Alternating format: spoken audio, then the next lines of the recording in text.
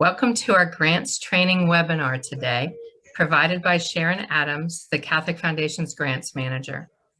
Today is the feast day of St. John the Baptist, so we will begin with a prayer to him.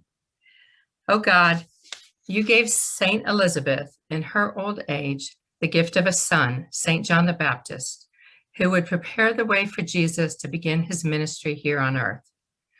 Lord, fill your people with the joy of possessing graces like those of St. John the Baptist, and direct the minds of all of us in the way of salvation and peace. St. John was martyred for truth and justice, so may we, dear God, energetically profess our faith in you and help us to lead others to your way, your truth, and your eternal life. Amen. Now for some housekeeping. We ask that everyone stay on mute throughout the presentation. We have quite a bit of content to cover, and so the questions will be delayed until the end. Feel free to submit them on the chat when they come to mind, and know that we will address them at the end. You may also unmute yourself during the open question period at that time at the end to ask your question verbally. So thank you again for joining us today. Thank you, Nancy. We're going to start off talking a little bit about our mission. You may be familiar with the Catholic Foundation's mission, but we help Catholics make a lasting difference in the community, and our grant giving is very much a part of that. We attract and professionally manage and invest gifts to support the current and long-term financial needs of our parishes, our schools, our charities, and other ministries. What donors can actually give to help grow our funds, and including the grant funds that help make a lasting difference in the community. And the grants impact parishes, schools, the charities, and the ministries in the Archdiocese. Our grant cycles for our competitive grants. The spring cycle is actually you apply in February, which I know is not the spring, but the whole process takes place in the spring. And then the fall cycle, you apply in August. And in the fall of 2020, we made changes to our grant cycle, as you may be familiar with. We now have a once-a-year application for our Catholic community grants. And the great thing for parishes have another opportunity to apply for grants. There is a parish enrichment grant, and you can apply for those in both the cycles, the spring and the fall. And so you have the opportunity to apply in the spring for a parish enrichment grant, and then in the fall you can apply for a parish enrichment grant and a Catholic community grant, or you can apply for both. Now, your grant history is considered. However, it does not necessarily eliminate you from consideration. Now, we do have multiple types of grants. The competitive grants are the grants that you as a parish can apply for. The Catholic Community Grant and the Parish Enrichment Grant. Those are the two types that you can actually apply for. However, you may be familiar with our Designated Endowment Grant, better known to you probably as an endowment distribution grant. Once a year, the Catholic Foundation makes distributions to eligible endowment funds that have grown to over $25,000 in value. These organizations are notified in early March that they can choose or to take the distribution or waive it. Many of your parishes may have received a distribution from your parish endowment fund. We also have donor advised fund grants. These are funds established by donors for their charitable giving to causes that are important to them. Many of our donors do their Catholic giving from their donor advised funds. So your parish or even your St. Vincent de Paul conference may have received a grant from the foundation from one of our donor advised funds. So the types of competitive grants are the grants that we are discussing today. The Parish Enrichment Grant, the Parish Enrichment Grant for $1,000, and the Catholic Community Grant. So the Parish Enrichment Grant is the easy 3-page application. So we're going to go through that one, and then the Catholic Community Grant. The great thing is how easy it is. So the one thing to remember is that if you apply for them, they must be, but if you apply for both, they must be for different projects, and neither can be for the parish capital campaign. And also, grants cannot be used to pay off debt or for items already purchased. So before you start your application, we want to encourage you to review our website. You'll find many helpful resources on our website. I'm going to give you a little tour, but some useful information you can find on our website. We have grant guidelines. We even have a deanery locator to help you, in case you don't know where your deanery is, we can show you where it is. And also, we have some frequently asked questions. So let's take a look at our website. This is the homepage, and on it, you just simply go to the grants. Whoops, there. But we went to the wrong page. Hold on.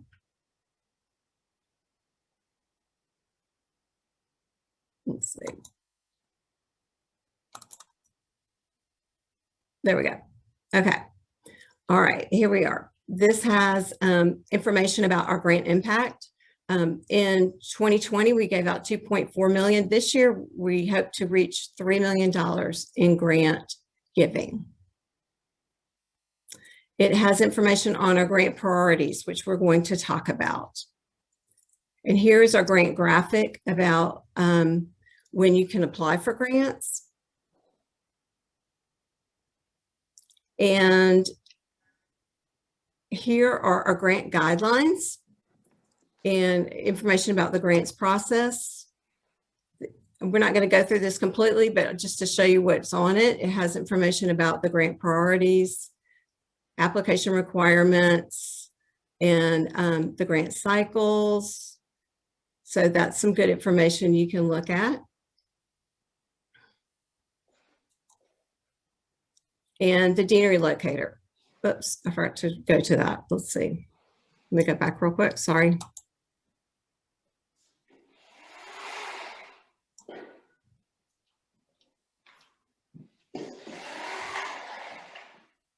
Oh, also, you can enter the portal at different places on our website. Here is one location, and information on the our grant follow-up report. This is, if you receive a grant from us, you will be required to fill out a grant report. You can enter the portal here also to fill out that grant report. And you can also fill out a Word document report just simply by clicking here, or you can do a PDF version by clicking here. So multiple ways to fulfill that requirement. Sharon, let me interrupt for 1 second and tell people that if you have the side-by-side view, the slideshow is a lot smaller, and you may want to go in your upper right corner where there's views and hit standard view, and it'll allow you to see Sharon's presentation more readily because it'll be larger for you. Okay, thank you. And then here's frequently asked questions. We're covering a lot of this information today, so you can look at this at another time if you like. And the deanery locator, what this is this is going to the Archdiocese website. And so say you're not sure your deanery, say you're Corpus Christi Church, here's your deanery right here. You're in the Northeast Metro Deanery. And also there's some more information for parishes under Find a Parish. This can be very helpful. If you click on your parish and go to view location detail, this has information, your annual report information has some of your budget information on it. This is currently has 1920. I think soon they'll upload the 2021, but sometimes you can find that the 1920 will have the forecast budget for 2021 as well. And that is some of the required information is your budget information for your parish. I do find that sometimes people have difficulty getting that information from their business manager for the application. So now let's talk more about Catholic community grants. So the Catholic Foundation has 3 grant giving priorities. They are focused into areas of importance to our Catholic teachings and our Catholic faith. They are Catholic social teaching and works of mercy, Catholic school education, and growing our Catholic faith. Let's look at the grant priorities to see the grant types that they may include. So, Catholic social teaching and works of mercy. This includes most of our charity work. The works of mercy truly embody Catholic social justice. These include helping the needy, the homeless, the youth, and elderly in the community, respect for life, and care for the environment. Growing our Catholic faith. This focuses on strengthening the Catholic faith, includes parish needs, religious education, our ministry programs, evangelization, historic preservation of so many of our beautiful churches, and the Archdiocese pastoral plan. And then, of course, we have Catholic school education, which focuses on Catholic schools in the Archdiocese. Now, the works of mercy. These may be familiar to you, or you may have forgotten them over the years. This is basically how we're all called out to live out the gospel. So we do look to see how our grants focus on the works of mercy. So they're basically, if you're feeding the hungry, you're sheltering the homeless, providing clothing, visiting the sick, visiting prisoners, and then the spiritual works of mercy, providing instruction, counsel, and then the spiritual works are all taught in the religious ed programs. So for Catholic community grants, these are all grants that would be larger than $1,000.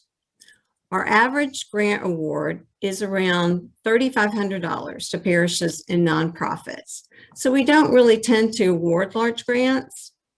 So if you ask for a $20,000 grant, you're not likely to receive one because we don't have that large of a pool of grants, award money. But Catholic community grants can be for any parish improvement project, for ministry programs in the parish, and for outreach to help in the community.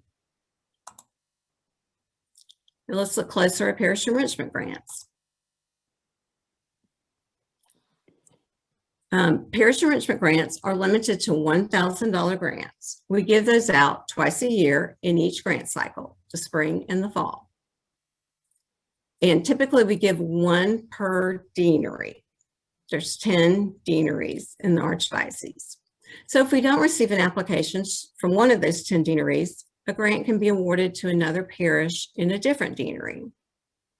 So these grants can be used for special projects, say updating lighting to save energy, or small capital needs, like updating audio-visual equipment, like cameras, computers, TVs, or any ministry in the parish, like youth programs, religious ed, or even materials needed for the ministries. Now, what information do you need for your application? So before you apply or start your application, you might want to gather some of this information. So you will need your parish tax ID number, also called an EIN number, which is Employer Tax Identification Number, or your federal tax ID. A signed letter from your pastor on letterhead. So this is something you can write up yourself and have your pastor sign. Your project budget, also, which would be the budget of what you're requesting, and then your parish budget, which is the budget of the parish. And then we need the names of the finance or parish council members. This is one of the questions on the Catholic Community Grant application. And the reason this is asked is because it's part of the question also required of nonprofits. So the application does not differentiate if you're a parish or a nonprofit. So therefore, you're also asked to enter this information.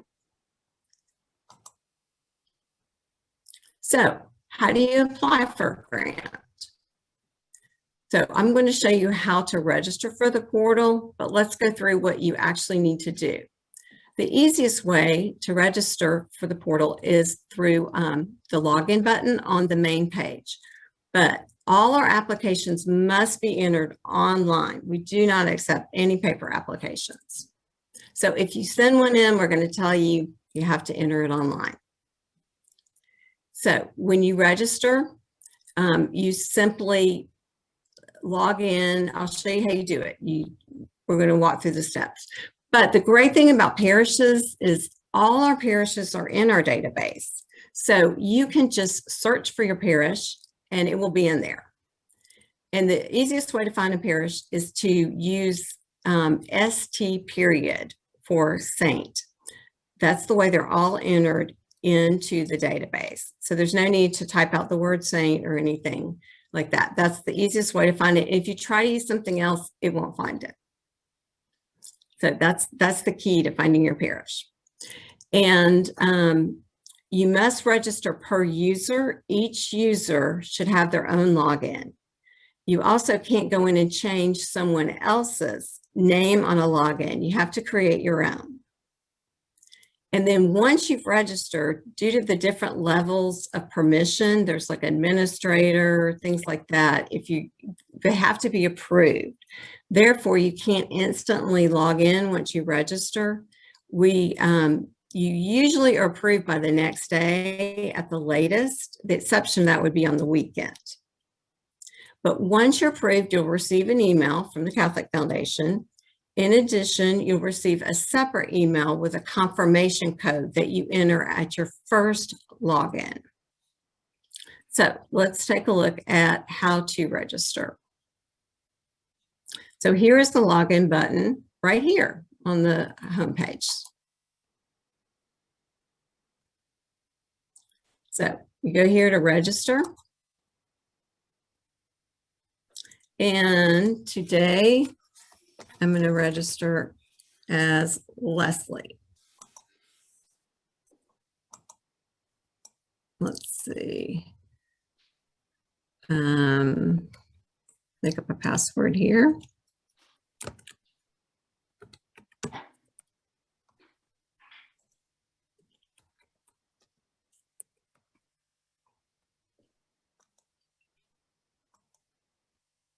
And you'll always be a grant applicant, not a donor.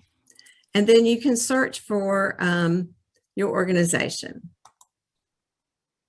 Okay, so Catholic Foundation has a couple in there. We're going to pick that one. And then it's going to pre-fill our address. And then you can, if you have more than one phone number, you can put that in there and just pick the type for that. And then you'll hit register.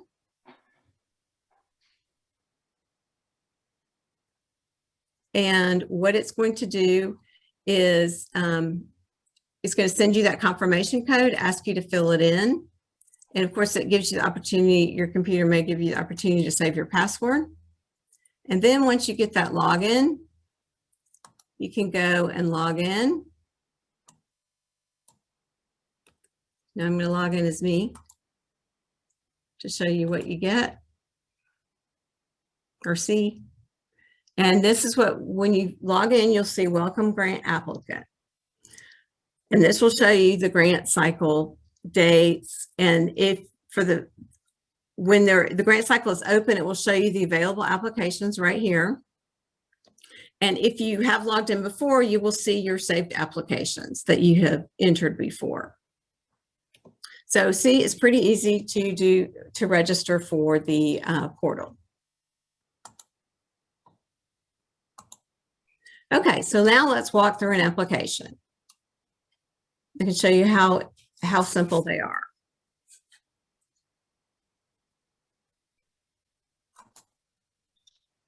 Okay, this is a Let me task. interrupt. Sharon, excuse me. I'm sorry. One other thing. For some reason, we've discovered that there's no chat feature. We've been trying to problem solve. And now that the meeting's in progress, it looks like we can't add it. So please write down your questions, and then we'll make sure that you can unmute at the end and ask them at the end. Okay, thank you. Okay, so important thing, a lot of these details are listed for nonprofits. So it's asking them if they're located in the Archdiocese. Of course, our parishes are located in the Archdiocese. So it reiterates it several times because they're not supposed to continue if they're not in the Archdiocese of Atlanta. But it does remind you constantly that you must submit your application prior to the end or it will expire. And then also to save your changes as you go along.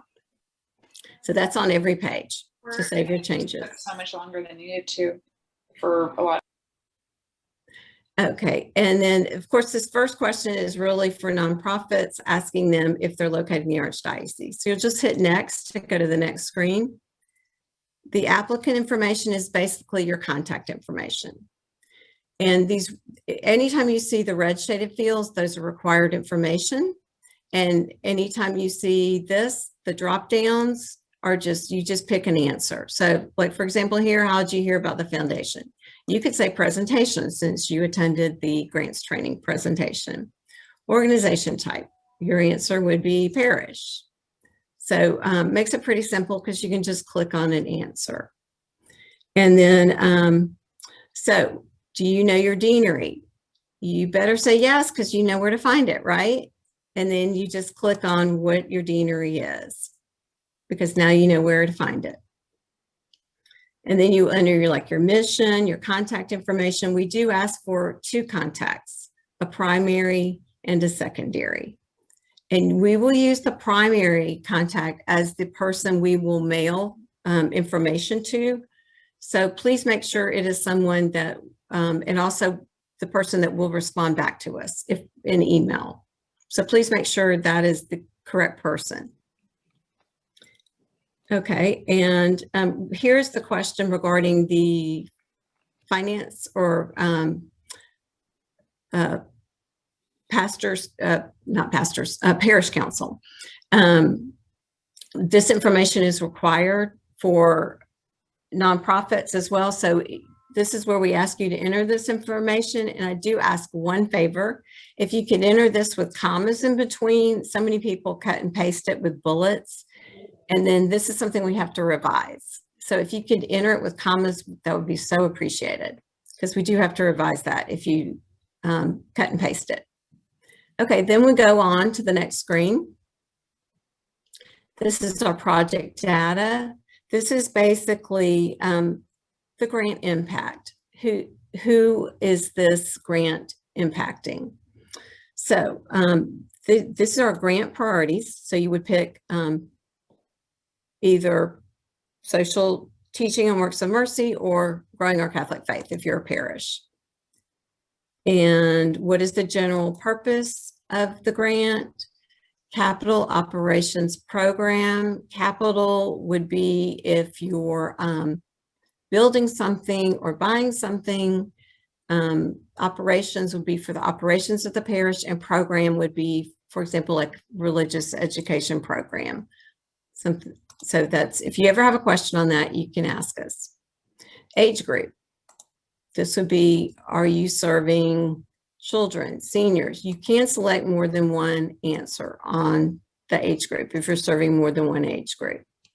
Then we also have if you're serving an ethnic group in your project, and gender, and then religion. So you think, well, why would we ask that? Well, if you're doing a program within the church, most likely it's Catholic only. But if you are serving the community, you may be doing other religions. So this is important for funding purposes because we have funds that we have funds that are restricted for specific purposes. So please make sure you answer this in,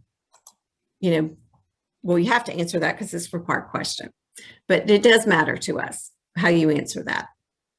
Okay, the next part of the application is the grant application that fills in the most content.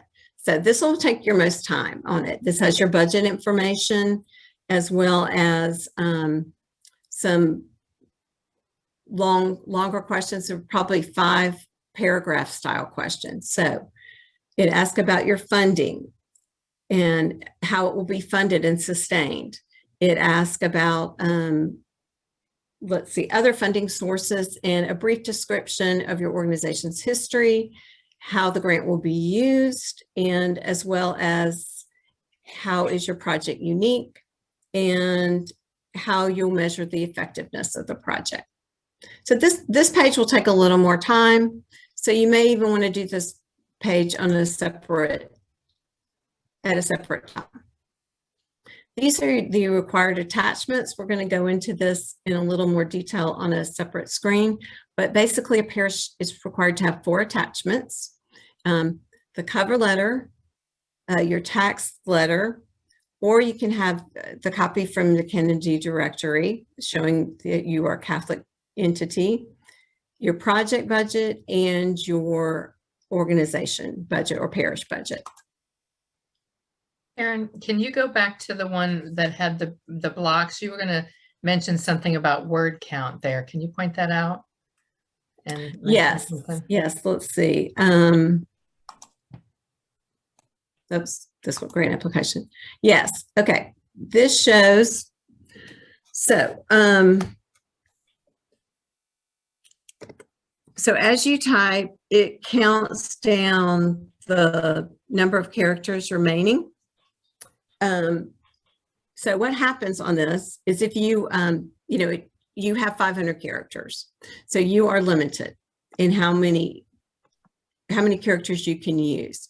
Now, if you cut and paste characters into the field, it won't tell you how many characters you're using. So people run into issues on this. They'll be like, it won't tell you why you have an error. So the best thing to do is if you're going to copy and paste that from Word is to count the characters in Word. So in Word, under review, you can go to word count and it will tell you how many characters you have, because this counts spaces and punctuation as a character, not just letters. So Word will do that for you. So 500 will be your spaces and your punctuation, not just your letters. So it can be frustrating because if you've copy and pasted that information, it doesn't show you how many characters are left. So that's under the frequently asked questions, because that is something that people run into a lot.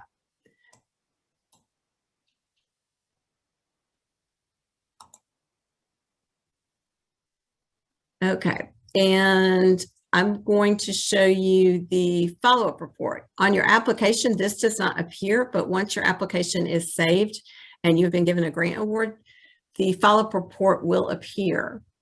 And it's a very simple report to complete. The type of grant received is just Catholic Community Grant or Parish Enrichment Grant. And then you just simply fill in the contact name, and then you'll just fill in the purpose, your outcomes. Did you accomplish what you set out to accomplish? How effective was it? Was the estimate accurate? If more money was necessary, how did you fund it? And was it used for anything other than what was stated? And we also ask for photos. We love to receive photos of your grants.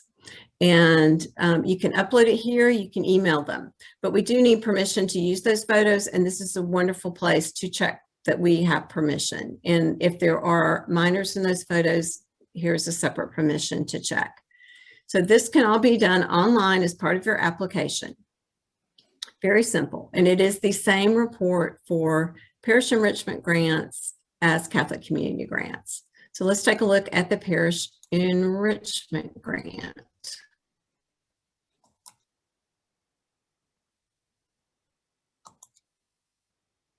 This is a much simpler application, you will see.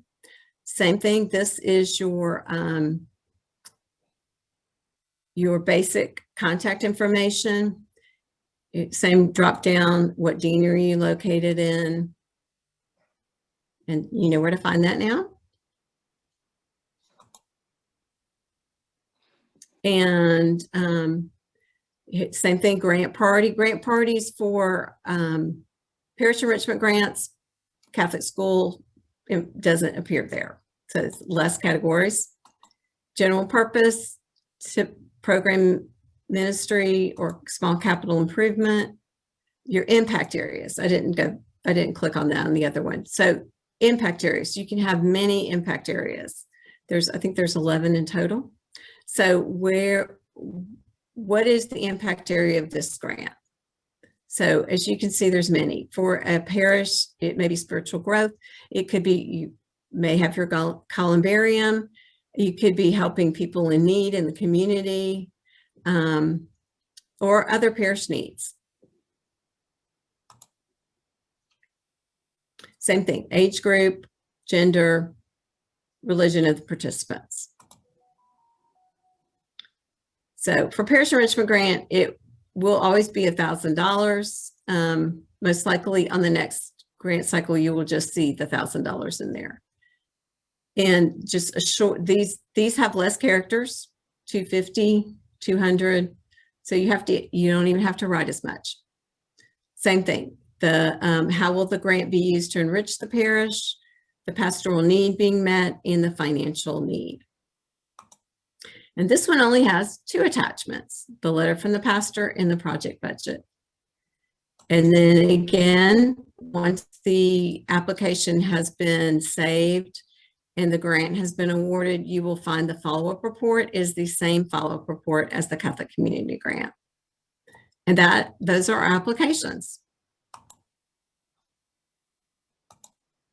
So what are the application requirements? Let's take a look at that in more detail. The Catholic Community Grant, the attachments required, the cover letter signed by your pastor. And remember, this is probably, I know this is probably the hardest thing to get, or at least people tell me that. So just type it up and then have your pastor sign it. A copy of your organization's tax ID. That comes from the IRS, or you can include your page listing from the community directory. And these are all what you're attaching on that page in the application. Then your project budget, your parish budget, those are separate. There are 2 different things. The project budget is the budget for what you're actually requesting for the grant. And the parish budget is your total parish budget.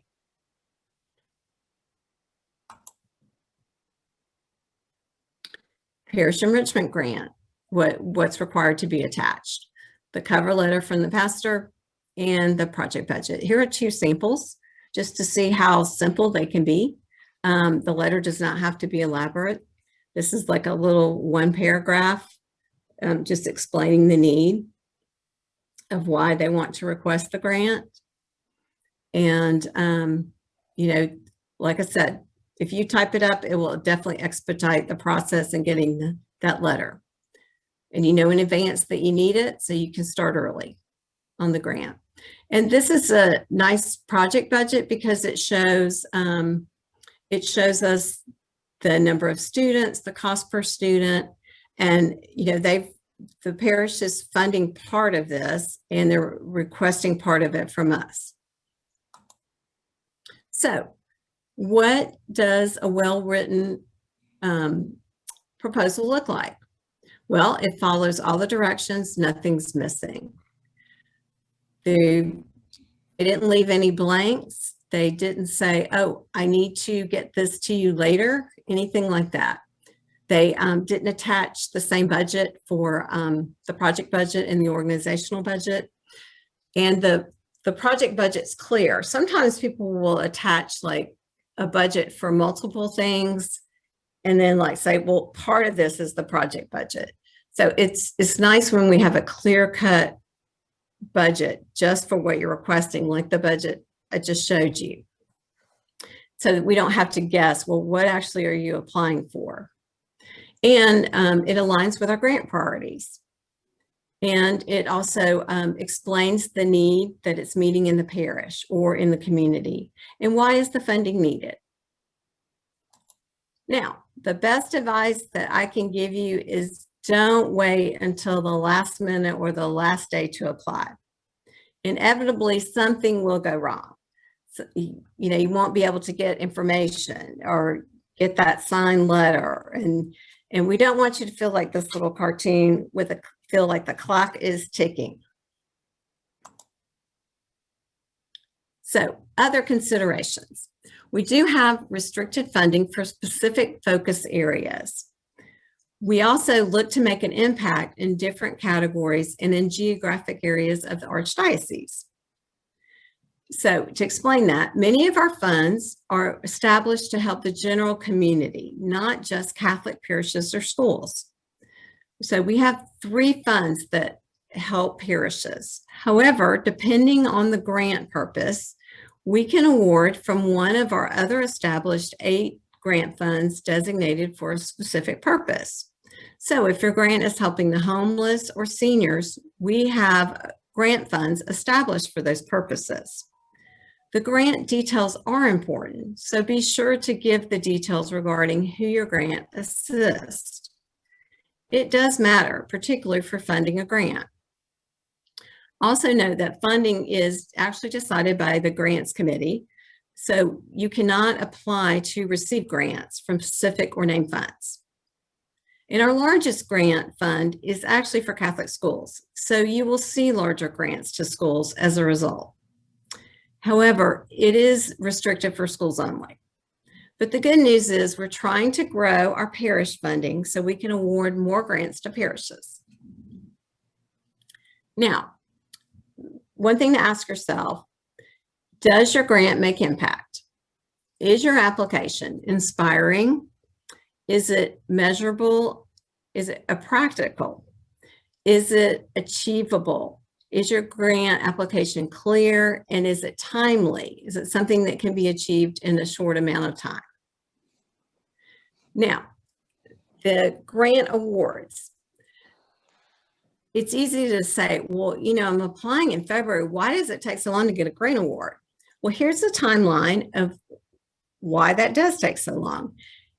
For example, you submit your application in February, and then you don't get your check till June. Here's what happens in between in the process.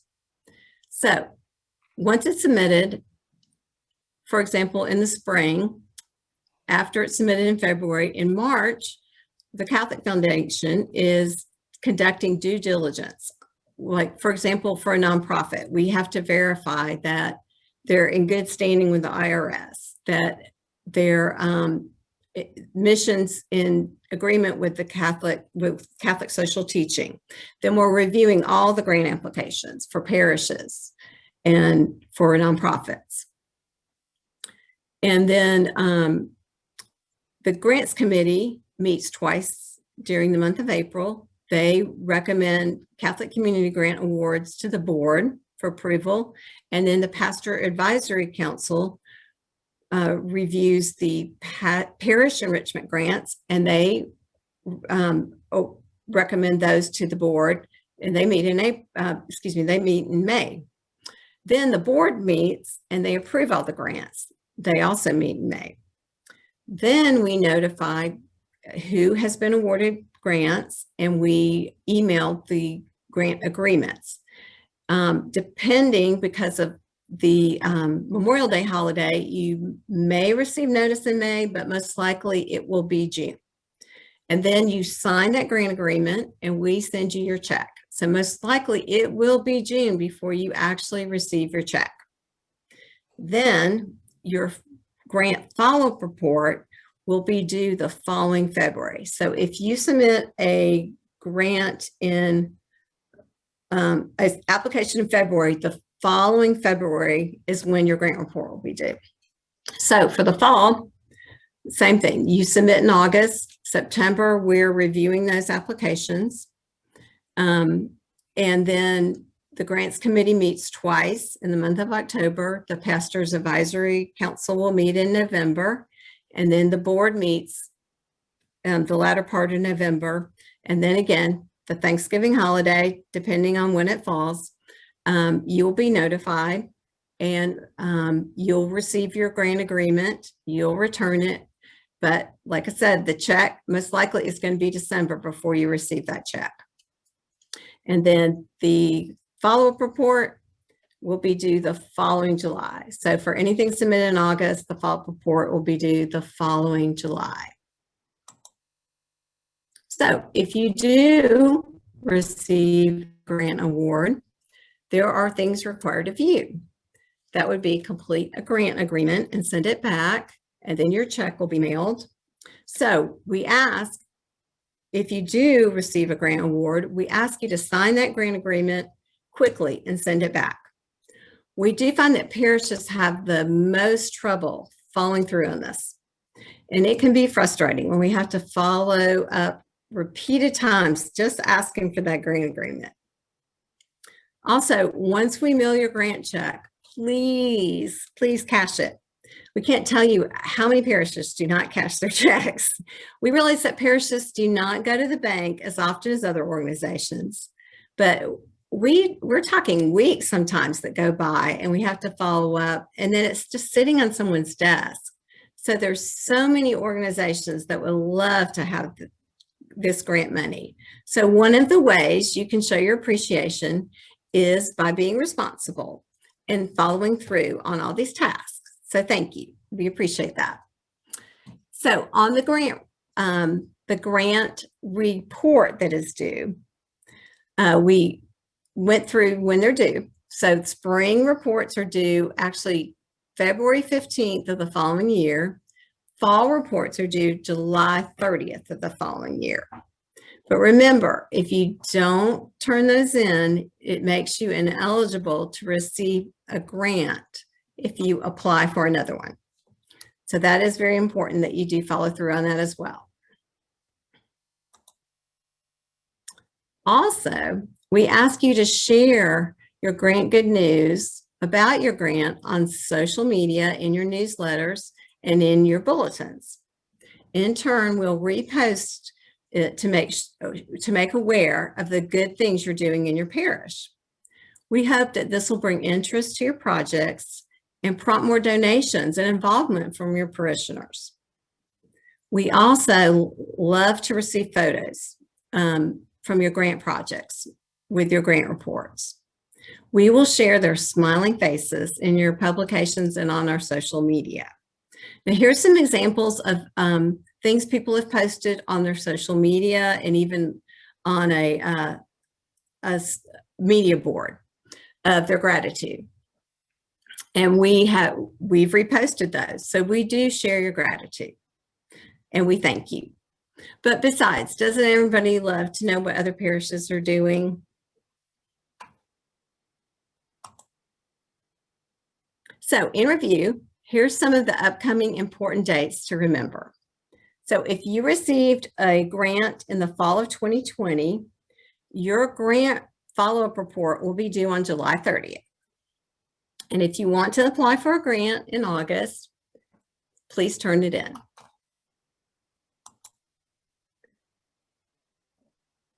Okay, and those fall grant applications, the cycle will be open from August 1st to August 31st. And then in the spring, only parish enrichment grants will be available, and that cycle will be open from February 1st to February 28th. So now we're going to open it up for questions about any material we've presented or about our grants process. Understand that I guess the chat didn't work. The chat doesn't work. So correct. Evidently, we needed to have set it up prior to starting the meeting. So okay.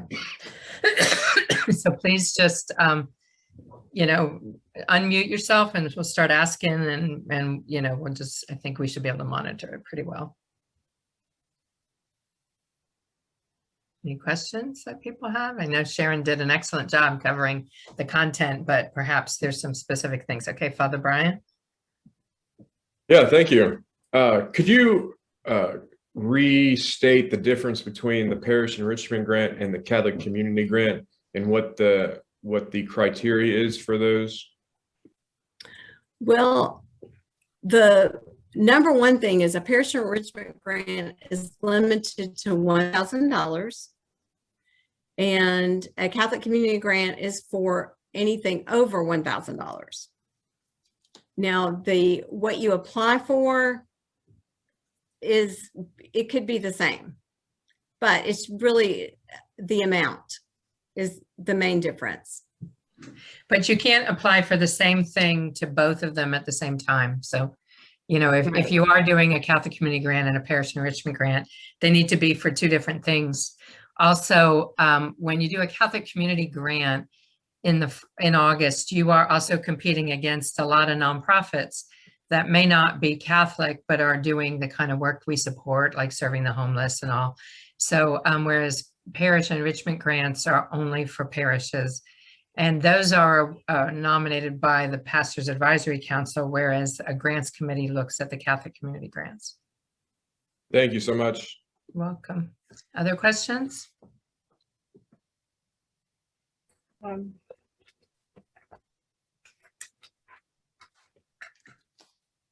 Is there someone who's going to speak? Are we able to go ahead and register beforehand if we're going to send in grants requests for August? We can register now, You can, yes, you can register. I mean, there's no application available. It won't open up till August 1st. okay. Yeah. And one more question. In applying for the community grant, for example, say we're going to be fixing something or improving, you know, part of our property. Do we need to have the estimate from the people who will be doing the repair, or we need to have an estimate sheet, correct? Along Yes. with our application, okay.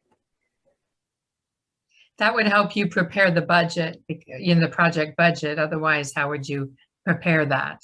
Right, right. Yeah. But Yeah. then that has to be already, say our budget went in for this year, is the closing of this month. And we have capital repairs or refurbish. That would have had to be already set in the budget, in other words.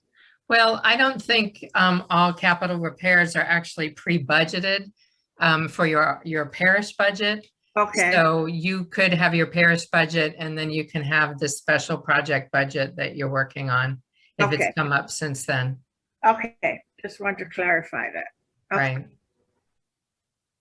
And sometimes they may not have enough funding to fund the entire grant. So they may look at your estimate and say, well, we can pay for this portion of it, you know, to get you started on it, something like that.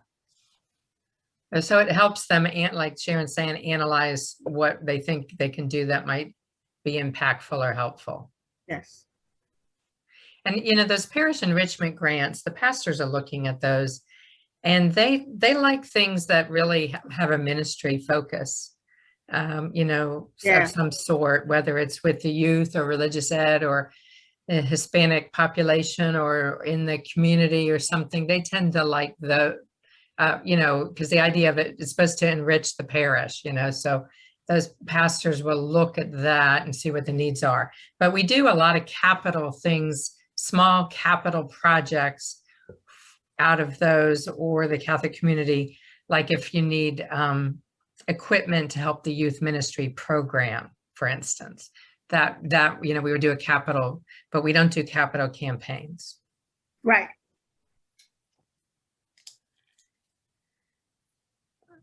Other questions? Sharon, are there a few things from your frequently asked questions that you think people tend to ask a lot? Oh, here's Father Brian. Yes. I know that in y'all's news, I think it's a newsletter, you had a list of previous projects that you list the previous projects that are granted to all of the parishes. Do y'all have that online, that accessible online?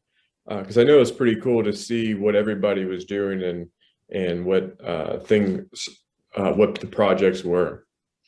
It's listed, we list the parish enrichment grants in the annual report, and the annual reports are all on our website. And then the Catholic community grants are also listed in the annual report, but without as much detail. But yes, you can go find the annual report and, look at every annual report, we do that. Thank We you. also do press releases with that information to the Georgia Bulletin. So you can also probably search online for the Georgia Bulletin articles too. And they are published on our grants page at the very bottom. Thank you. Carol? Hey, I just had a really quick question. I know that you said the community grant was over 1,000. Is there typically a max for that when you request it? That's always one of those hard questions to answer. Do you wanna- Yeah, Do you see max amounts? So kind of just like a guideline. What's too much to ask for? well, I mean, we have trouble funding a $20,000 grant. I mean, I would say. Yeah, know. that's not likely. Our Yeah. average grant size is in the 3,000s. Okay, good to know. We typically get 400,000 to 600,000 in requests and have about a couple 100,000 to give away. When people see the growth in our Catholic Foundation, they think, oh, we're going to have so much more money to give away in our competitive grants programs. But most of the growth is in the designated funds for the parishes and the schools, scholarships, things like that. And those are only for those parishes and schools. And so our grant giving programs are not that much larger. They've grown from some market growth, and we're trying to get more donors interested in creating new funds. And we have some that will come along when some people pass away that will be significant, but our grant giving program is still pretty small. And we're trying to spread it. We serve the whole archdiocese, so we try to spread it around and give a lot of different money. And plus, like I said, we serve nonprofits, particularly nonprofits that Catholics are involved in and serving with. So if you have parishioners who are part of, or your parish supports a particular nonprofit, like say a pregnancy center or a organization that serves people food or something like that, they can apply to us also. Other questions?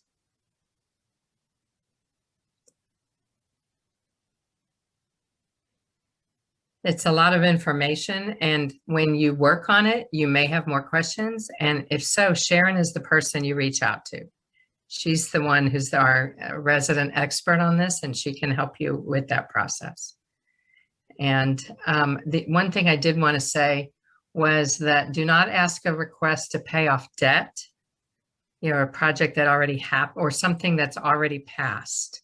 Like some people kind of foot money to send people to a conference, and then they ask us for it, and the conference already passed and the people already went, and our grants committee is not going to approve that. They're going to approve something. It has to be something that comes after our grant cycle and after you would receive notice. So, and like we've had some people put those applications in August for something in October, and then they're in a panic because they haven't heard from us because we haven't gone through our process.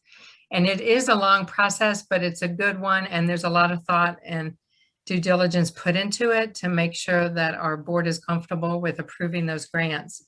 So if you have something that's happening in the spring or in the fall of the next year, you actually have to be very proactive and apply in August now. Or something that's happened next summer. You have to think through that your timing. Any other questions we can answer? No? Okay, well, we're so grateful that you came. This is our first time doing this. I think Sharon did an excellent job, and I'm really appreciative. We want to help you be as effective as you can, and we want people to be more comfortable with it because it's not a hard process. The hardest thing is probably just getting started and registering yourself. And then once you start on it, you can see that it's not that difficult. We have our grants process is not as hard as some places because we know we don't do really large grants. So we try to make it simple, and the parish enrichment grants are the most simple and easiest. And the craziest thing is that we have parishes from deaneries that don't apply. And then if they'd applied and they were the only parish in that deanery, they would have gotten that grant. And it's only $1,000, but that $1,000 can make an impact on a youth ministry program or a religious ed, or, it can buy food for your people in your community or something. So we encourage you to always apply to those parish enrichment grants, and you can apply to those each time, twice a year. And then the other ones you only apply to once a year, the Catholic community. So we just encourage you. And so we're glad that you're here and that you've learned about this. Anything else to wrap up, Sharon? No, I just want to say we feel so blessed to be able to help you in your parishes with grants and all the wonderful things you do. And I'll be here to answer your questions if you run into issues during the grant cycle. And we're here to help you. And don't forget that we have other services to help your parish too. Yes. We're here for many things to help you get donors to leave money for the parish in particular. So we continue to want to work and know that we're your partner. So, all right, well, you all have a blessed day, and we'll look forward to seeing the grant applications that come through.